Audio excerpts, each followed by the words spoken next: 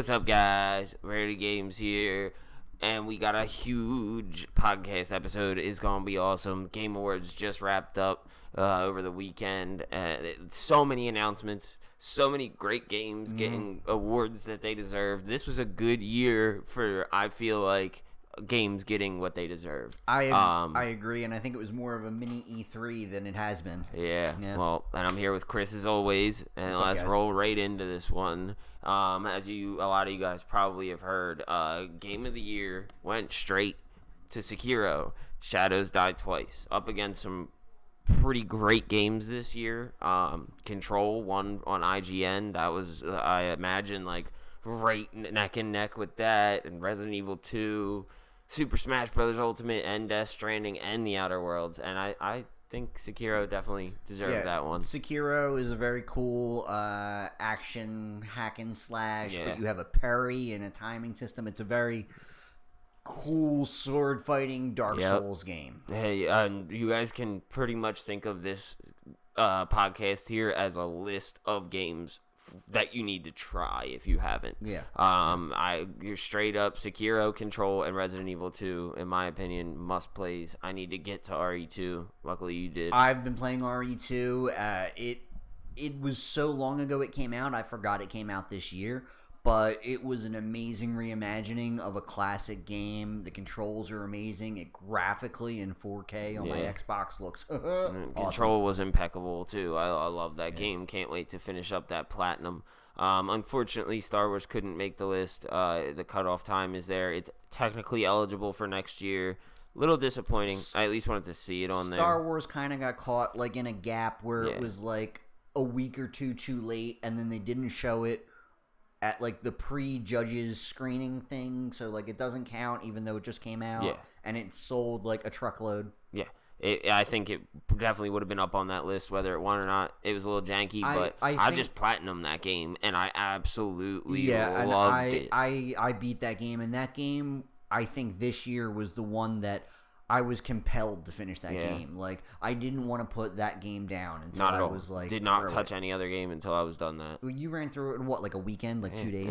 And then again, through the next week on Grandmaster, and then I platinumed it with my good buddy Dan. Me and him just grinded it.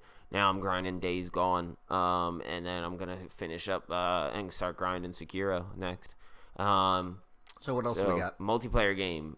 Thank the Lord it got something, because boy, Apex Legends deserved it. They got best multiplayer game of the year up against Tetris 99, Call of Duty Modern Warfare, Borderlands 3, Tom Clancy's The Division, and out of those, Apex or Call of Duty was going to take it, and I'm glad Apex did. And Apex also just announced their holiday theme, and they had a holographic... at the Game Awards, they did they interactive with Jeff Keighley, the host, and... Mirage. Okay, there we go. It was pretty cool. I like that. It was definitely awesome. It definitely deserved an award. And then straight following up on that, ongoing game... look up against Final Fantasy 14, Tom Clancy's Rainbow Six, Apex Legends, Destiny 2. Huge run-up. Fortnite takes it for the second year in a row for ongoing game. Which I think is no surprise, because arguably Fortnite is the biggest game in the world. It's on all the consoles. Everyone has at least tried it. It's free to play. They also just did a big event kind of thing. Not at the Game Awards. They teased it. It was the Star Wars announcement, brought out some lightsaber stuff. Real cool. And to follow up on that, with the community support, so this is kind of like with the ongoing game thing, I kind of feel like community support and ongoing game kind of are hand in hand in a way. But it's nice to have separate awards. The second runner-up, in my opinion, of ongoing game would have been Destiny 2, and it won community support, which I think was good. I think maybe another game could have taken it, but with the way they made the shift from Activision, and they're independent, and they changed their whole game, they made it free, they did a lot. I'll agree with that. They have done a tremendous amount of work, but Destiny 2, just like Destiny 1, is one of those games with peaks and valleys of, like, when it's good, it's really good, and when it's bad, it's really bad. When you're grinding and they nerf your XP, like... Come on. I mean, even they know that was a complete mess up a year ago or whatever. But it's good to see them interacting with their community. listening to their community, because their community will clearly call them out if they don't. Yeah, and I feel like that's what you mentioned is kind of why they deserved it, because they've been called out, and they've had issues, and they've done their absolute best to come back on that. I think that's why they earned it this year, is because they have acknowledged their previous errors and corrected it very strongly. Went out of their way to make the game free to play, all that. So and that's great. Not that the platform of Stadia was a huge success, but they've got that system of importing your saves into Stadia, so they're trying to make cross save work. Yeah, and it's great. Moving on to best narrative game, going up against Control, Death Stranding, The Outer Worlds, A Plague Tale: Innocence. Disco Elysium took it, a little indie game. Yes, great narrative made by a small team. That's awesome. I heard some buzz about it kind of while listening to Giant Bomb in my travels, but I haven't actually played it.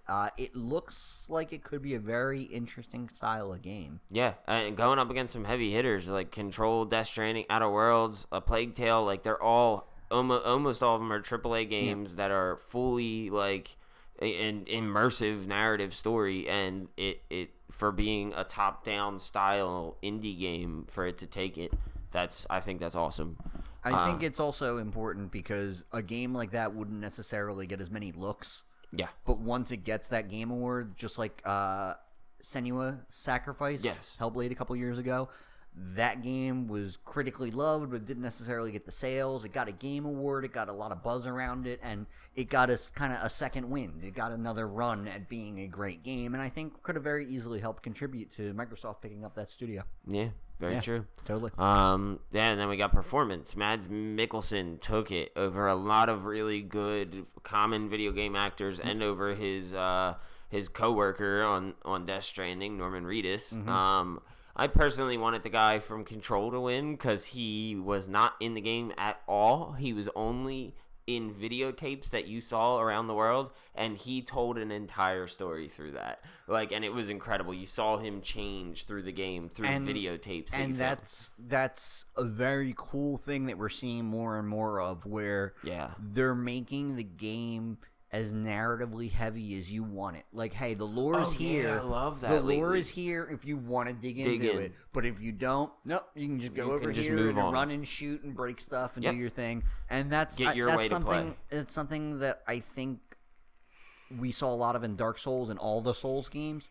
And it was something that's not attributed to them as much, but that you have to work to understand the lore is something that really will build a community around a game. Yeah, I think it was awesome. Or encourage people not to play that game. Yeah, and I'm not, by the way, not surprised at all that Mads Mikkelsen took this. I mean, such a big named actor hitting there, and Norman Reedus is awesome, not the best actor. Mads Mikkelsen, on the other hand, he goes deep. He doesn't have necessarily some of the credibility of Mads Mikkelsen, but he's still an incredible actor in his own right, and not to mention the fact that he's a heck of a delivery guy.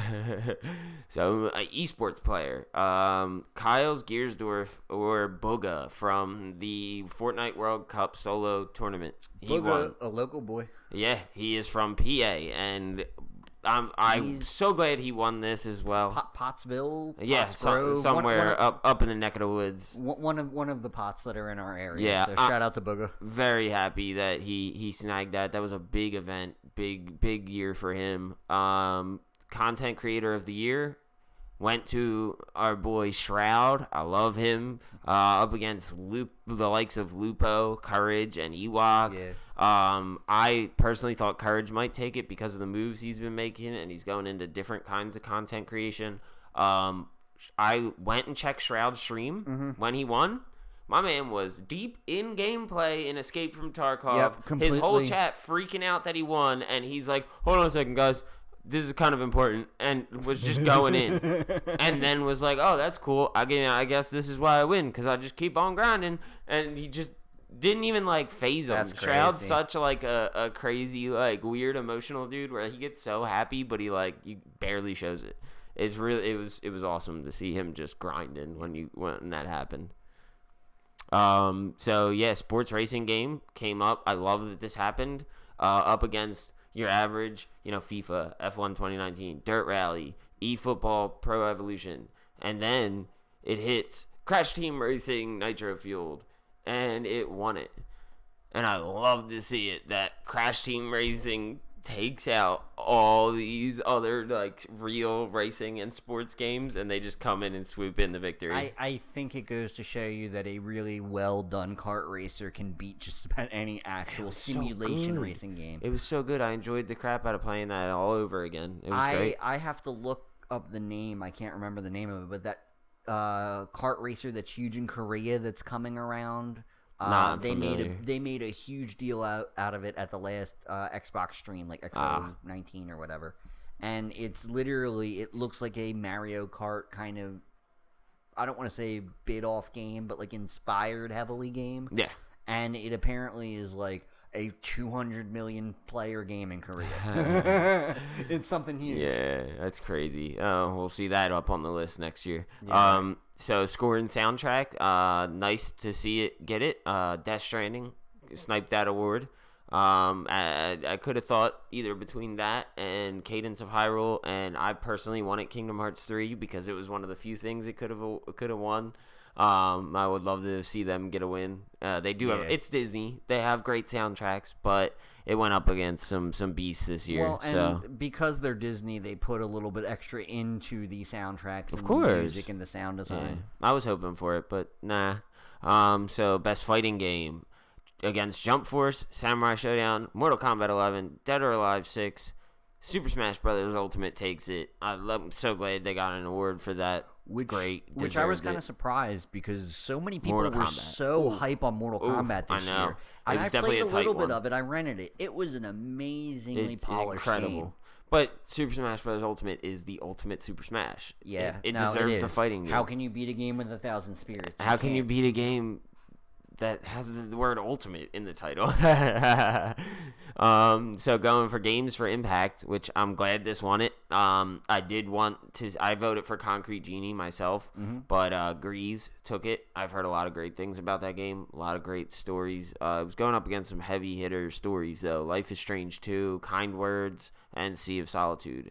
Very impactful indie games all across the board. Sea of Solitude was a very interesting addition from, I want to say it was shown at E3 a little over a year ago. Yep. And it was a very weird game about like isolation and turning into a monster, and like it was a very artsy style game, but it was very interesting. I'm surprised it didn't get any more nods in terms of like indie game or something. I mean, it was EA published, I know, but it was a small studio that made the game. Yeah.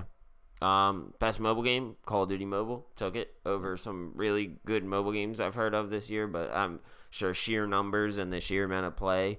And also, I mean, damn, it's a good game. I got to give them credit. That mobile game is fire. It's a game that receives constant updates. They're actively engaged with their community. Yeah. They want you to not only just buy microtransaction, but to play the game. Yeah, and it's not your average Call of Duty developer either. No, it came out at Tencent, so yeah. Then we got action adventure game, pretty much a very similar list to Game of the Year, but a few got left out and a few got added on. So Legend of Zelda, Link's Awakening, Borderlands 3, Death Stranding, Resident Evil 2, Control, and Sekiro takes it again. So I that's awesome for them. I was kind of hoping it would kind of split the difference on this one and give it to somebody else, but we got Sekiro for action adventure. I was excited for Zelda Link's Awakening, but let's face it, it's a remake, not even a complete reimagining. It is just a remake. Yeah.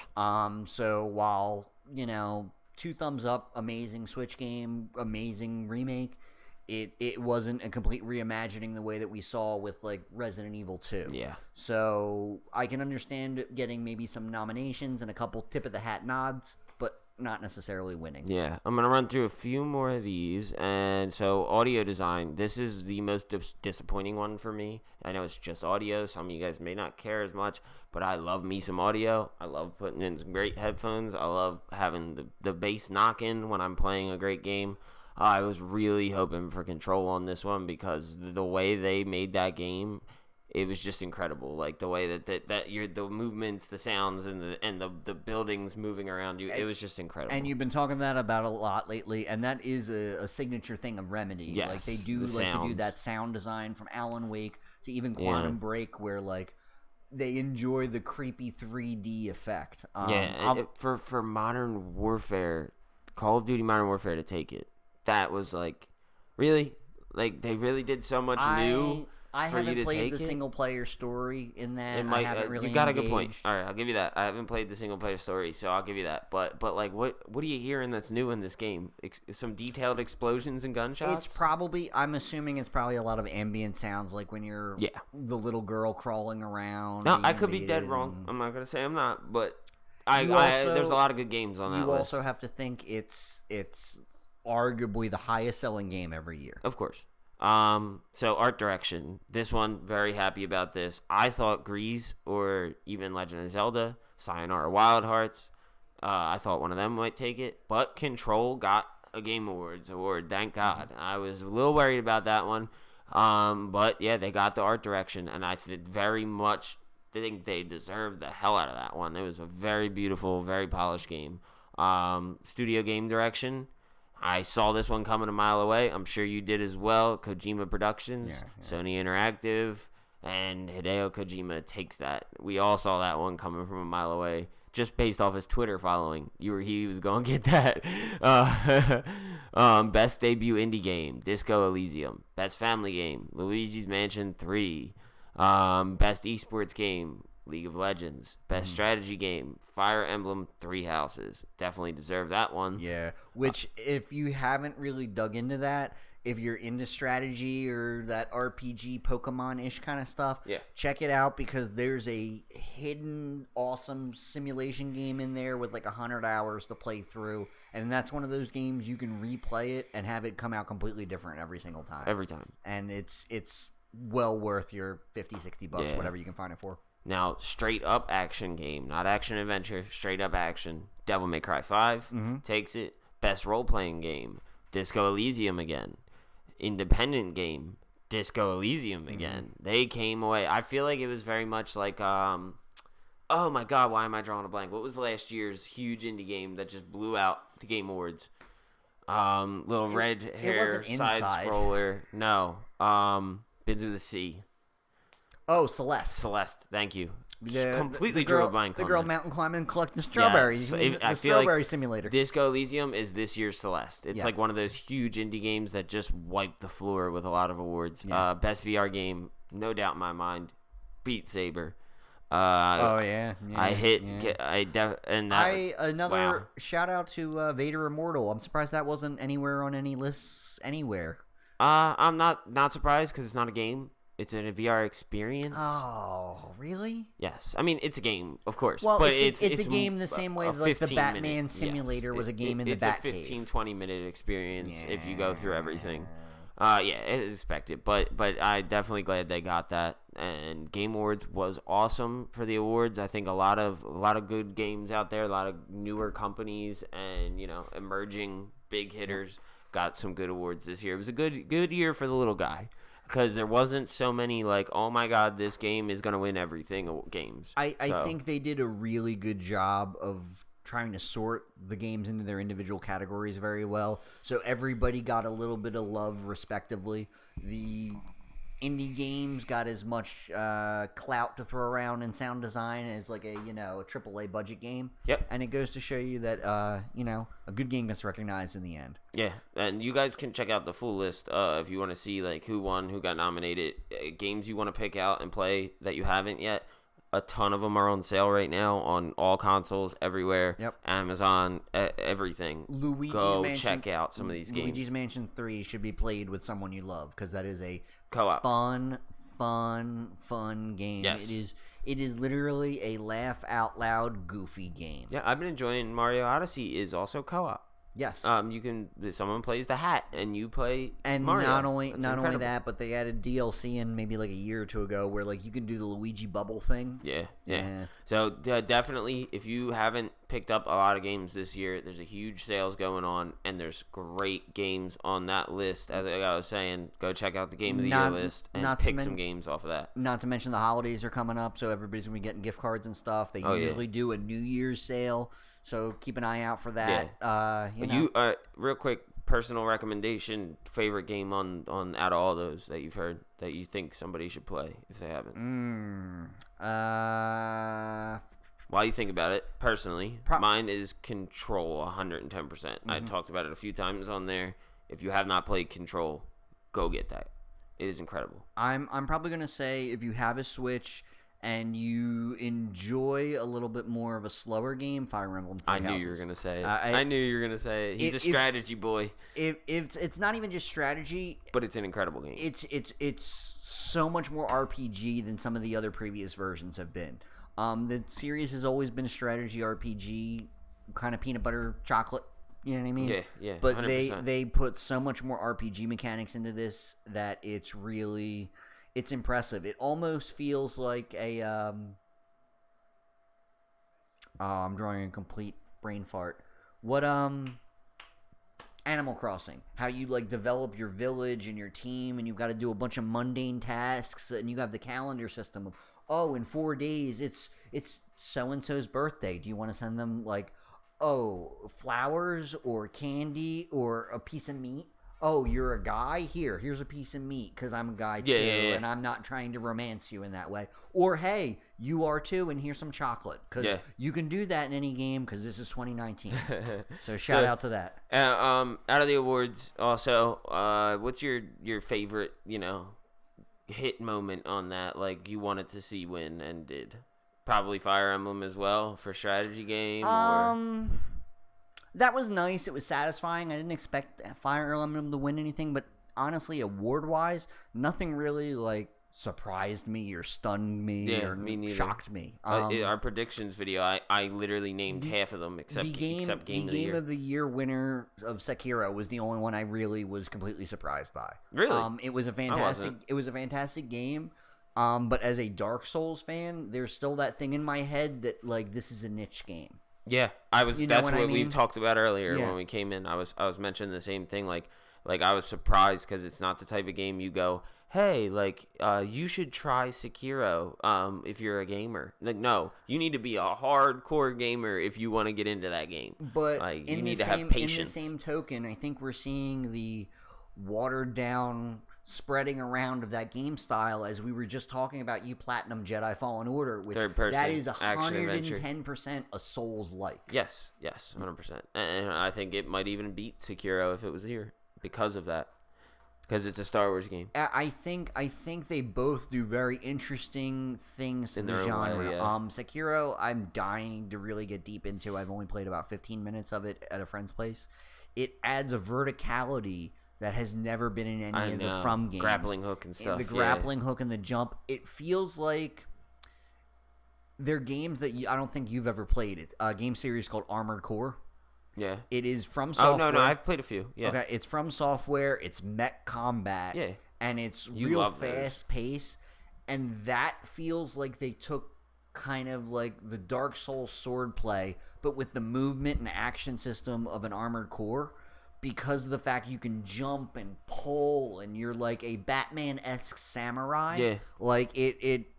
It really is an impressive amount of mechanical engineering they put into that game. Yeah. So I was surprised it was as widely accepted and appreciated as it was. And I think that's why it deserved it. I was just going to say, my favorite part of the awards was the fact that won. Mm-hmm. And because with IGN giving Control the award, PlayStation Magazine gave Control the Game of the Year award, I thought that might take it because it seems a little more easier of access kind of game. Well, and with other brands already saying they went that way, I thought that would happen again. And then for Sekiro to hit that list and be the one to take it, I wasn't super surprised because it was my third pick. Mm-hmm. It was going to be Control, Resident Evil, or Sekiro. But for it to take it, I'm like, okay, I need to get that game and play that game and get And not only that, I think more people deserve it too. Sekiro came out a lot longer ago. Control came out more recently. It's more fresh in people's minds. It's still on people's holiday lists and stuff like that. Yeah. I was a little surprised that Sekiro took it. Because the fact it came out in February or March, it's awesome. It feels like not a recent release, but it totally is. And I think that's awesome because people are finally going, okay, try to take the freshness of the game out of my head. Mm-hmm. Like let's focus on what the game brought and delivered on. As we said to each other earlier, I don't think maybe everyone voted for it in their number one spot, but I think it was enough people voted for it and it was in their top 3 or whatever, enough that it rose to the top. And it hit the top of those brand leaderboards. Yep, it was on everybody's list in some way, shape, or form. So it was totally a Game of Award pick by committee. Yes. Well, they're all by committee. Yeah, 100%. Yeah, I think you're right. So that about does it for the awards. Now, how about these awesome announcements that have been coming in like hot fire? Dude, Jeff Keighley getting the Game Awards better every year. Got some quality announcements this year. He told us we didn't get almost any of our guesses right on Twitter. He said nope, no guesses. You guys barely got it. I got way more for you. Starting it off, I'm surprised it wasn't teased or hyped or leaked or whispered about anymore, dude. They announced the official name of the new Microsoft console. It's no longer Project Scarlet. It is now the Xbox Series X. Yep. Phil Spencer kind of trotted out on stage, as he did does. his little song and a dance about how, gaming's awesome for everyone everywhere. So shout out to that. And then more importantly, they showed us some images and a really weird trailer that was weird and cool and weird because it went from racing to leaves to ocean to Master Chief to to a glass cube that turned into a console. And there it was. We got the Xbox Series X. Yep. But we did just do a whole video breakdown of the Series X. So that should be out shortly after this podcast. Definitely go check that out. It'll be a way more in depth of what Xbox has got going on and what's coming, what you can expect from it. They showed a really cool trailer for Hellblade. Senua's Saga, Hellblade 2. So that looks incredible coming from Ninja Theory, and the trailer was just ridiculous. It's so nice to see like next gen console stuff. Yep. And it was done in engine on the next gen consoles to give you a very realistic feel. It's not live gameplay, but it was in-engine video, so everything was generated on the console. Yeah, one of the first moments was one of the hypest moments of the whole Game Awards. To be honest. I think it almost set the bar too high. I think they should have closed with the console reveal. We'll get to what they actually closed with in a little bit, but definitely starting off with a bang. We can definitely say that. Yeah, at the least. We got more of the PS4 game Ghost of Tsushima. They teased it at their PlayStation State of Play stream, and then they showed more of it here, which was, I think, a very weird two-handed way of showing you two parts of the same trailer. Yeah. But it definitely is a cool-looking game. Kind of. Like, absolutely. It has dude, I can't wait for this game. It has that super cinematic flow of sword fighting in a poppy field. Yep. Like, dude, and awesome. We got an official release date, release window of summer 2020. Yeah, the window. I'm thinking towards the end of the summer because you got now that Last of Us 2 has been pushed back. I feel like they're going to give Ghost of Tsushima a little time to breathe. And we're going to see like in August, July. I think they were going to do the other way with Ghost of Tsushima. I think it's going to be a May-June title. Well, no, because Last of Us 2's May now. There's no way. I thought that was still going to be March or whatever. I heard it got bumped, but I didn't know it got bumped that far. No, it was originally March. It got pushed to May. I'm going to double check myself, but I'm almost positive. It doesn't matter. It's not that important. But anyway, it looks cool, and I think they're going to try and get it out there before the PS5 launch, because I don't think this is going to be a game that's going to launch with PS5 support initially, or at least not PS5 optimization, let's say. Yeah. Fair enough. So that was cool. Up next, we got a game that we didn't think existed anymore, that had existed, people had whispered about, from Telltale, The Wolf Among Us 2, but not the Telltale we know, the reformed, rebought, rebranded Telltale. That was weird. It looks cool. If you are a narrative, story-driven style gamer, it is a... May 29th, 2020. So literally, Last of Us 2. For Last of Us 2. That's right, yeah. So that's why I think we're going to get it like in August. It gives it more room to breathe, and it gives them more time to develop. True. Get those bugs out. With Wolf Among Us 2, it is a kind of noir-ish sci-fi fantasy kind of thing. That looks cool. I don't want to give away too much story stuff, but you can totally go find the first one on every platform ever, including mobile. Yeah. Invest like 8 hours in this and play that series. Yeah. It was Telltale at its best. Mm-hmm. If you want to, you feel free to throw that up there. It's up to you. But also the God Eater, the PS5 exclusive game. Correct. That is on the list as well. Probably my most hype. Like, what is this game? It's going to be PS5 exclusive, air quotes. Yeah. It's going to be PS5 and PC. Okay. But either way, there's just the look and the aesthetic and the fucking vibe that they threw out in that game. I was like, I want this now. It's described as a self-looter slasher. Is it God Eater? It's not a God Eater. It's Godfall. Godfall, thank you. God Eater's the Japanese anime style game. Yes, correct. But it is Godfall. Oh, it is look up the trailer. It is an action RPG looter slasher with 3-player co-op. Woo! 3-player co-op is going to be super awesome. And you're literally, the premise from what I got out of the trailer is you are your playable characters are gods, and they somehow brought upon the apocalypse. And literally the end quote at the end was, "Oh God, we brought on the apocalypse." And then they say, "Ain't no storm gonna stop us," and it's just 3 gods rolling into this huge storm, and it just looks impeccable. I'm interested to see more about that. Yes, very much so. It could go many different ways. I think it could also be even bigger. It could be a Diablo contender because Diablo has their next game coming out, or hypothetically has their next game coming out. But I think this is going to get out first, and I think people are really itching for especially if it's like a hack and third-person slash action, like hack and slash. Oh man, it's going to be good. Right. What you got? Next, we also had 2 new League of Legends games coming out. Oh, yes, the Riot. Single-player kind of anime-ish story cutscenes they showed. I am not a League of Legends guy. I don't know the lore. It looked not cool. Familiar. Looked cool. I played the game League of Legends repeatedly. There is so many characters and so much lore. Yeah. Much like Dota. Yes. Because they are direct MOBA competitors to each other. But it is cool to see Riot branching out and doing something different. They have a bunch of developers. They have to do something. Yeah, they have a bunch of developers coming in now from different teams and building their own game that ties into the League of Legends and franchise. Not only that, League of Legends is one of those quiet giant kind of games where a crap ton of people play that game and it's not talked about. It won esports game of the year. You don't hear about it, but there are a buttload of people out there playing this Overwatch League is the esports game you hear about a lot, and that also goes to show Activision Blizzard trying to promote their games and build an esports game as opposed to a company that made one that was that, and they're just chilling. Yeah.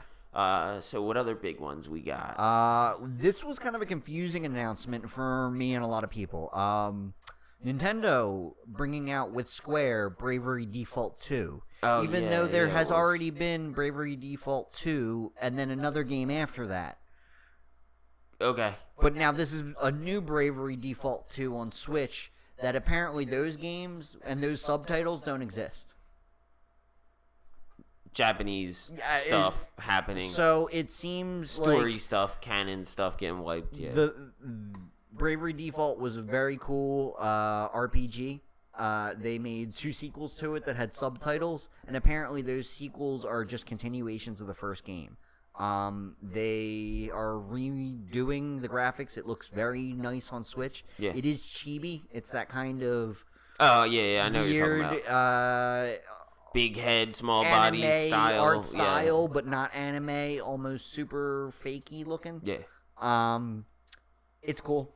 Yeah. A lot of people like it. I'm not a huge particular fan of the series, but it's very much like Octopath Traveler, which is also made by Square Enix, so it's cool. I might hop into it, I might not. It's a little confusing that there were games coming out before this that aren't the sequel, even though I know what you mean. They're all about that stuff. But the other announcement, not a huge one, but one that very much made me happy. So there's a lot of talk about Control from the Game Awards and from me. And they did a free huge update that they released day of the Game Awards, and it's available now, and it's free for everybody. And then they did a huge patch update to fix a lot of the issues in the game, and then they're working on the DLCs. And yes, the DLCs are gonna be cool. It looks like a really cool like challenge mode that you now can. It's endgame stuff. You can go do these specific challenges in this big open area, and it seems pretty legit. New outfits, stuff like that. And one of the things that kept popping up in several different spots in ads and at weird different times was Magic the Gathering stuff. Yeah, dude, that got me too many times where there was the dopest. Like, I texted you during the awards and was like, dude, that game looks so awesome. Super awesome trailers. Until it was Magic. Super awesome trailers for card game stuff. Yeah. It looked like a Diablo trailer, like which you is said. interesting. One of the games somewhere in that cluster was of Magic a real game. Was a real game, not a card game. 100% a real game. Magic Arena, I believe it's called. Magic Legends. Legends. Okay. Arena was the card game. The other card game. Yeah, exactly. The digital card game, not the real. I was gonna say, I think it's the mobile. Game. Okay. Yeah. But the MMO, the online game, is called Magic Legends. You are going to be in the lore of Magic the Gathering, so shout out to my friend Chris, who's a Magic player. But you are going to be a planeswalker and going from world to world, capturing stuff, summoning stuff, invading other people's worlds. It's going to be interesting. Yeah. If they handle it right, I think they have a very good chance of capturing a large audience that had known about this kind of card game universe and stuff for a very long time, and have been looking for something to bring it in. I played Magic in real life and on game systems and stuff. Yeah. And there have been some real awesome games, and there have been some real corny games. So only time is going to tell on this. I think, though, Wizards of the Coast, who makes Magic, is really trying to branch out a lot. Well, not only branch out, the rumor been pumping out is this is their own internal dev studio. They put a studio behind this rather than licensing and partnering with like someone to take their brand and name. So I think they realized through multiple iterations of maybe some good year games and good bad year games. Tuck that bad boy in, make sure it don't come out. Oh yeah. Some good year games and some bad year games that they need to take that in-house to really get a positive experience on that. I mean, it's definitely gonna be like a Dungeons and Dragons style game, which should be interesting. We haven't had one of those that are really good in a while. Yeah, exactly. So another kind of interesting game that no one really thought to hear from was from Wolf-Eye Studio, which I've never heard of. It's made by people who used to work at Arcane. Oh yes, they worked on Dishonored. Correct. They made a game called Weird West. It is an action RPG in the Old West. Yeah, I saw. It looked interesting, to say the least. It does look interesting. Coming from some good developers with some really good ideas in their games. Games that didn't take off as much as they probably should have. Coming from developers who know how to make system-based games. Yes. How, to balance that real well. Something that I was excited for and that our friend Murph was excited for is they announced a new Baldur's Gate Dark Alliance action RPG hack and slash. Dude, that's been getting leaked like crazy with the BG3 logo and all that. People are so hyped. There's Baldur's Gate 3, which is a whole new game. And then this, which is like a classic RPG. And then this is the Dark Alliance game, which is they took the Baldur's Gate universe and the Dungeons and Dragons remember Dark games, Alliance, and they made it like a Diablo. Yeah. And that's going to be that game was the ish. Yeah, and that's what this is going to be. But rather than have it be Diablo-like, I think they're going to try and make it more of action style. Yeah. Yes, but what was the BioWare series? I forget the name. Mass Effect? Dragon one. Oh, Dragon Age. Dragon Age, thank you. Dragon 1. I did it too. I kept grasping for the name. I heard it out there, but that's what it's going to be. Speaking to me. It's going to be very Dragon Age, which should be very interesting. Yeah, it will be. I'm hyped for a Dark Alliance game. I remember that originally. Yeah, that was so fun, that was like GameCube hack and slash. Yeah. That was fun. And it was like one of those games you play for weeks on end. Oh yeah, absolutely. we all kind of got punked a little bit. It looked like there was going to be a bunny battle royale. Oh, yeah. It turned out to be this game called 9 to 5, which is a new team-based tactical shooter that just wanted to trick you and make you think it was a bunny battle royale. Yeah. It looks cool. It did look cool. I was confused by the trailer, but it did look cool.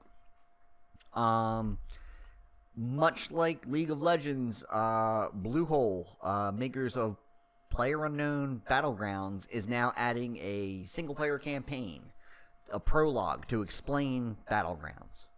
Because, once again, all these studios that have a bunch of money and have these huge IPs are trying to flesh out parts of a game that aren't there. Cool.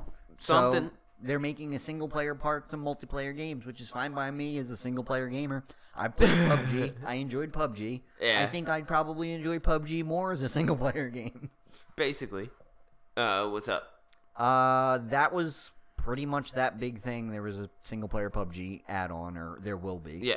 Sons of the Forest, which is going to be a new sequel. super weird horror thing. It's a sequel to the other Forest game. It's a follow-up to the Forest, yeah. So that game was wild. I actually watched a full Let's Play run of that game. Yeah, I'm not too familiar with it. It was a very interesting, very crazy story, and it was like had the Minecraft-esque like shit to it where you build your own camp and survive and this, that, the third. Okay. So it's definitely a very interesting game. It's a survival horror, and now they're bringing it more to like it's definitely a follow-up sequel to the story because stuff went farther. I don't want to spoil stuff too much. It's made by a group. It was interesting. It's made by a group called End Night as well. Yeah, that one's the one to keep an eye out for. It's really good. The previous one's on sale right now. If you like survival horror like games, definitely check it out.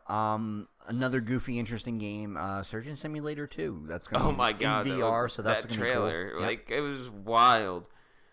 One that has been around for a while and leaked and interviewed and teased and went away and nobody heard from it and it came back again and it came back in a way that it's not what it was when it left. And a back and a forth and a forth and a back. Amazon's game studio putting out the game New World. It looked good. It looked very good. It looked really good. That game leaked a year ago and it did not look good. No. Yeah, dude, I once the trailer was on, I was like, that was awesome. What was that? And then I saw the little smiley face thing and it said Amazon thing. I was like, wait, what? With them going after some kind of weird gem thing and then they pulled out a gun and like yeah. Now you're bringing the trailer back to me. I didn't that even was know awesome. what was going on and then I saw the Amazon game studio and I was like, wait, is this? And I looked it up and I was like, yeah, this is that game and it's completely different now. It looks really cool though. It is going to be an MMO about conquering a new continent or a new land. Yeah, and there's some kind of dark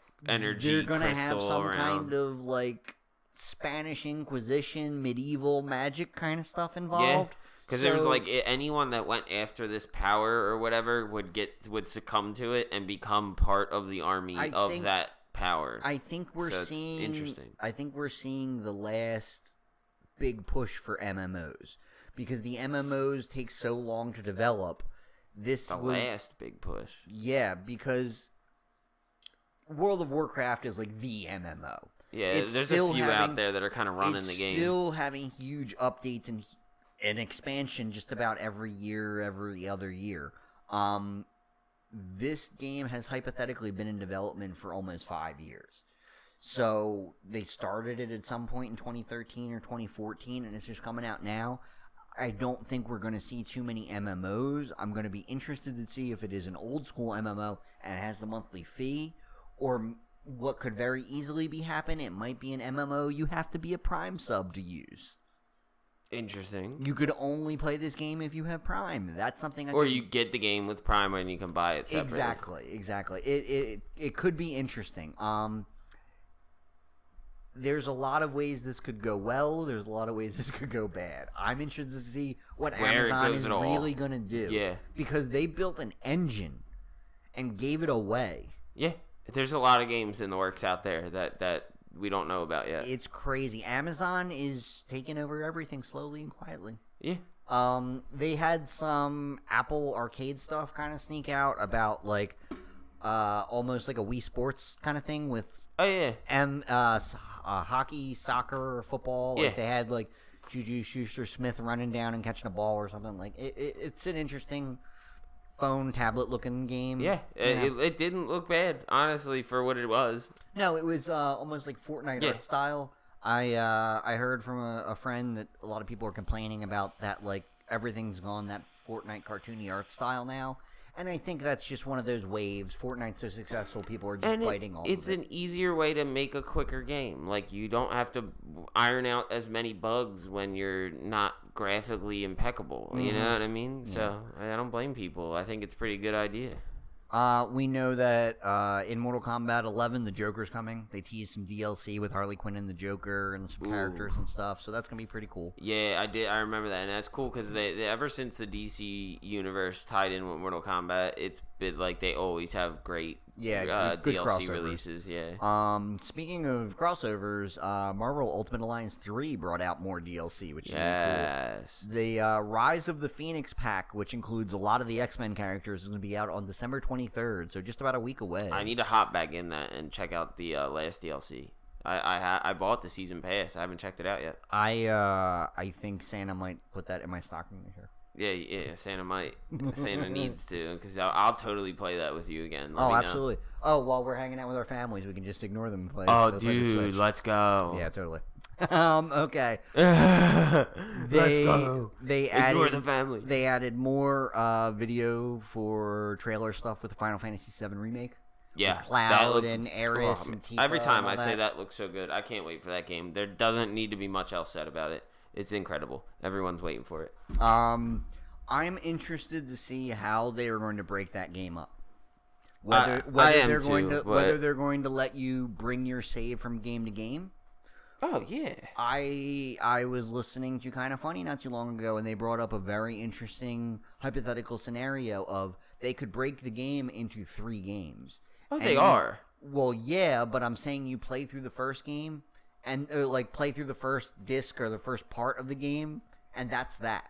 And then you start the next part of the game, like a certain level of Cloud, and you get like a recap of what canonically happened in the game. It doesn't matter what you did; it matters of this is actually what happened, and this is the point you're picking up from. It's a keen possibility because I don't know. I think here's the issue. I think they could very easily bring the save into the other parts. But I think that's going to be harder for them to do from a design perspective because then you have to test all these other hypothetical paths and options and what I mean? It might be a lot easier than we think, though.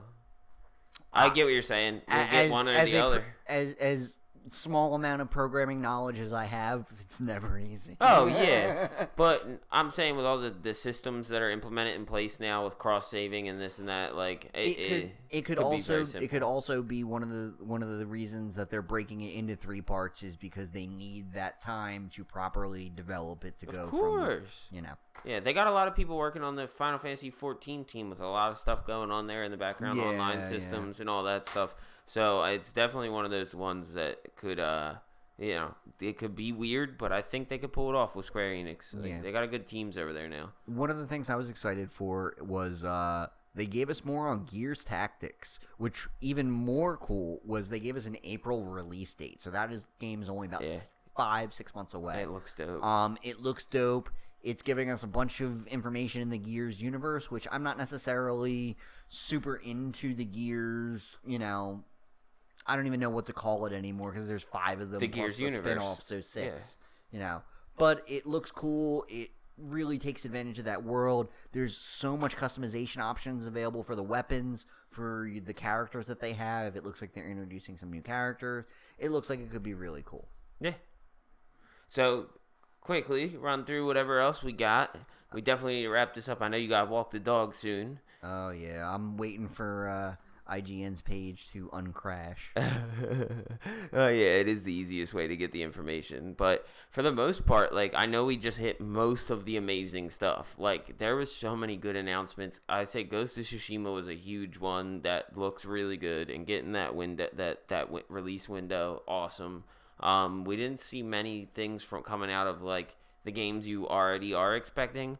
There was some cyberpunk stuff that came. They released a little bit more music, and they're talking about the different artists that are going to be in it. That like they literally have a stacked lineup of some of the best artists, current day artists that have been rocking for a while now. Cyberpunk is now on that slow build up where Keanu Reeves is on board with this game. So this game has a level of celebrity and hype that like no other game has ever done. And it's now getting to a point where people that don't know video games are like, "Oh, Keanu's in that." Like, you know what I mean? It's breaking barriers. One of the games, dude, or one every of the things musical artist that is popping right now is in this game. One of the things they touted repeatedly this year at the Game Awards is that gaming as an industry is bigger than movies and music.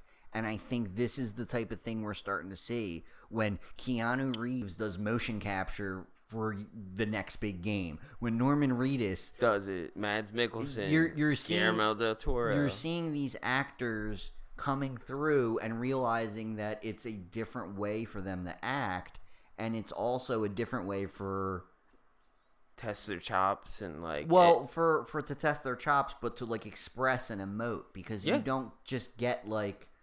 You have to overact almost to act. And a lot of them are more comfortable with it now because they've done a lot of CG acting in movies already. So they're like, oh, I've done that. Yeah, I can hop in there. They're used to acting like there's something there when it's really just a tennis ball on a stick. And a tennis ball. You know, Yep. Let's see here. We have the shark game, Maneater. Oh, yeah. That kind of Jaws-esque, you know. That looked very cool. They had in the trailer like 100,000 sharks die every year, only 5 humans. It's time to get even. So I remember that. That looked like there's a lot of quippy stuff. All the Game Awards. They did the Apex Legends event. That's going on now. There's a big Christmas event going on. They had a little talking with Mirage and all that. So that's pretty cool. They showed a lot more of Ori and the Will of the Wisp. The Ori sequel. That was a good one. They also, unfortunately, kind of stealth delayed it. They just announced a later release date. Yes, it was originally supposed to come out like the end of January, beginning of February, that kind of thing. They bumped it to the middle of March. So while not that big of a deal, it is a slight, tweak in the plan. There's enough to play. We're okay. Let's see, what else do we have here? Travis Touchdown and No More Heroes 3. Oh yeah, that was a crazy trailer.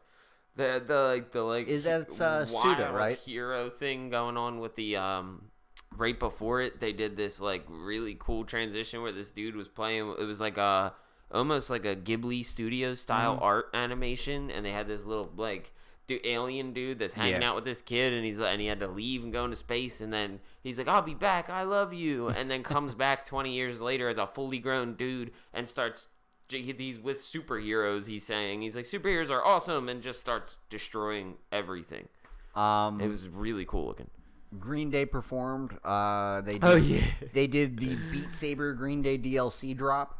That was interesting to say the least. Green Day is like, come on guys, come hang out up front. Which was totally a show because Green Day's touring this year, so they're trying to get people out there. I'm sure they played after the awards. Oh, I guarantee you they did. But it was a very interesting thing to watch people try and dance and get on stage, and the security be like, "No, don't listen to him. You can't get on stage." Mr. Keeley says we can't let anybody up. Sorry. One of the interesting things that has been once again talked about and kind of slowly leaked and shown was the Humankind trailer. Oh yeah. And now they're like, oh, you can create your own special avatar in this world. With the evolution from like apes and up and the historical strategy aspect of it, apparently it's turn-based. Yeah. I haven't really dug too much into this, but apparently it's changed a lot from what I used to know about it. They showed more Fortnite stuff with the Star Wars. Star Wars, yes. Go check that out if you haven't. The Star Wars event was awesome. 2 days after the Game Awards, they did a leaked thing with J.J. Abrams and Jeff Keighley in-game. There are now lightsabers in-game for a couple of days. There's crashed TIE fighters around the map, and you have to go fight Stormtrooper AI, take their blasters, and find lightsabers and their legendary weapons in the game for the next week. So go check that out. They mentioned Warframe DLC, more DLC for that. Yeah. Another one of those, all that good stuff. Another one of those huge games that kind of just is quiet off into the corner. Comes out every year for all the shows. Tells you something awesome. Shows you something cool. Yep. There you go. Likewise, Elder Scrolls Online, same thing. Yeah, a whole lot of add-ons and expansions and stuff like that. We pretty much covered the base of the good stuff. Yep, that's pretty much all the highlights. Yeah, overall, great Game Awards this year. A lot of surprise announcements coming out of that. A lot more trailers that we got shown off. The only thing that kind of caught me, I don't want to say off guard, but was an interesting surprise, was the ending of the Game Awards. Oh, yeah. Where they had Michelle Rodriguez come out and introduce one Vin Diesel. Oh.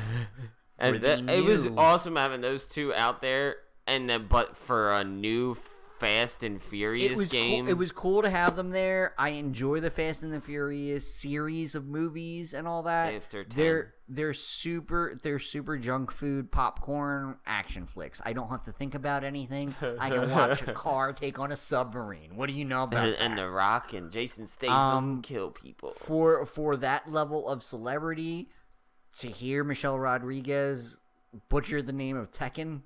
I know, yeah, she definitely totally did. Tekken. Hey, you know what? We used to play Tekken games all the time. Props to that famous person for even admitting they play video games in public. Props to them. They said we're with our people. I was like, are you?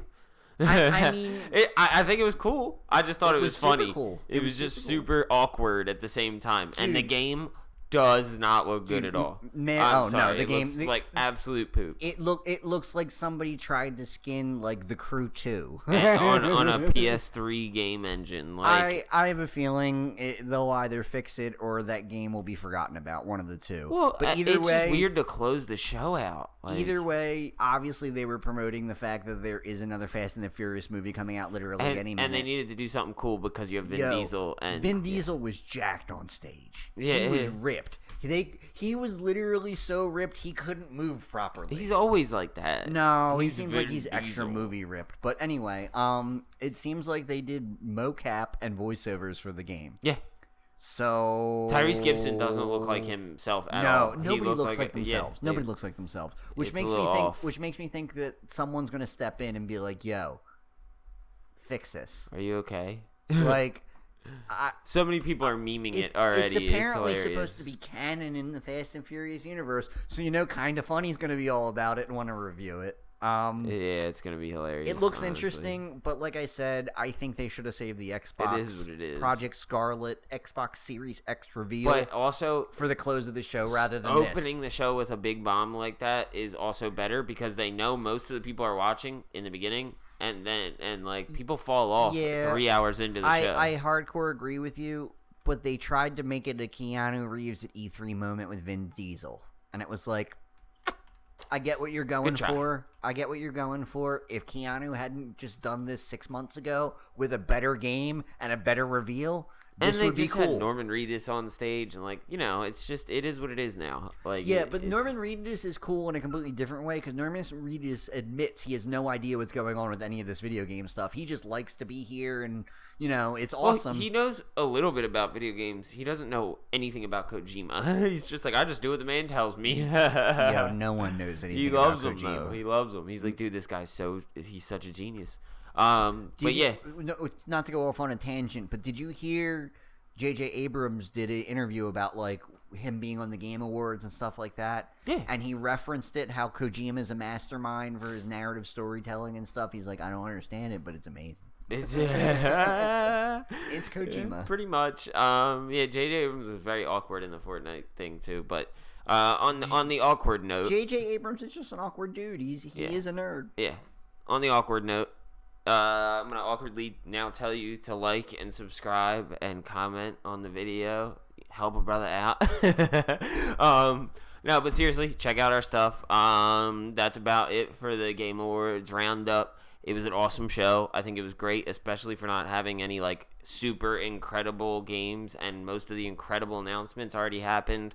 So I think they did a great job with what they had. I think they did an incredible job of keeping what they had quiet. Yes. Yeah, that too. Because a lot of what they had was more of what we already knew. It was just additional info. Yeah. But what the real nuggets they held on to real well. Yeah, very well. The whole Microsoft thing was very cool. Very well. Please, in the comments below, just type out what you guys thought was the best part of it, or maybe something that you were hyper disappointed about. Yeah. What was your game of the year? That's what I want to hear. Ooh. Is if you please get in there, tell me what your game of the year is, and if I haven't played it yet, I need to get on it, 100%. But that about does it, guys. Yeah, please like, subscribe. Check out our stuff over on audio. We're on SoundCloud, Google Podcasts. We're on iTunes. We're on Stitcher. We're on Podcast Addict. Mm-hmm. We're everywhere now. So go check it out. I'm trying to build this bad boy up. Yeah, iTunes wasn't easy. Please go check out iTunes. Yeah. 5-star reviews and up. Hey. Yeah, seriously. We need your help, guys. But thank you for watching, as always. And keep on gaming. Peace out.